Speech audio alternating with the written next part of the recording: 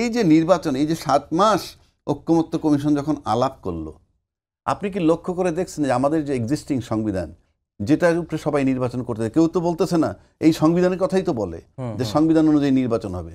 এই যে 7 মাস 8 মাস আলোচনা করলো, আপনি তো জানেন যে সংসদ ভেঙে যাওয়ার পর 3 মাসের মধ্যে নির্বাচন দিতে হবে। তারপরে যদি কোনো কারণে না আরো 3 মাস, মোট 6 মাসে কত 180 দিন। এই 180 দিনের পর কি সংবিধান বলছে যে যেদিন মন চায় সেদিন করেন? এটা তো বলা নাই। 1 2 এই যে 7 মাস আলোচনা করলো সব বিজ্ঞজনরা, দেশটাকে রিপ্রেজেন্ট করে সেই বিজ্ঞজনরা যে আলাপ করছে, একবারও গিয়ে ঐকমত্য কমিশন বা সংস্কার কমিশন কি বলছে কেউ যে ভাই আমাদের তো সময় পার হয়ে যেতেছে, সাংবিধানিক বাধ্যবাধকতা পার হয়ে যেতেছে, আমরা পরে নির্বাচন করব কোন আইনে? এই প্রশ্নটা আজ পর্যন্ত কেউ করেনি। কেন করেনি? যদি না করে থাকেন আপনি ওই সংবিধান থেকে তো বের হয়ে গেছেন, আপনি তাহলে নির্বাচন করতেছেন কোন সংবিধানে? একটা সিম্পল কোশ্চেন। কেন এটা আসলো না কেন?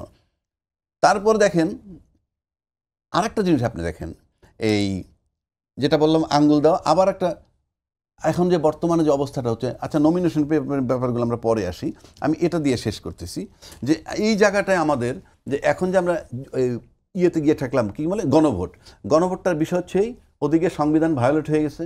1 2 গণভোট যদি হয়, আগে যদি গণভোটটা হয় পরিষ্কার, এর পরের দাবিটা না, পরে অটো হয়ে যায় যে ওই গণভোটের পরে যে জুলাই সনদের আইনি ভিত্তি হয়ে গেল, বাস্তব তার আলোকে নির্বাচনটা হবে।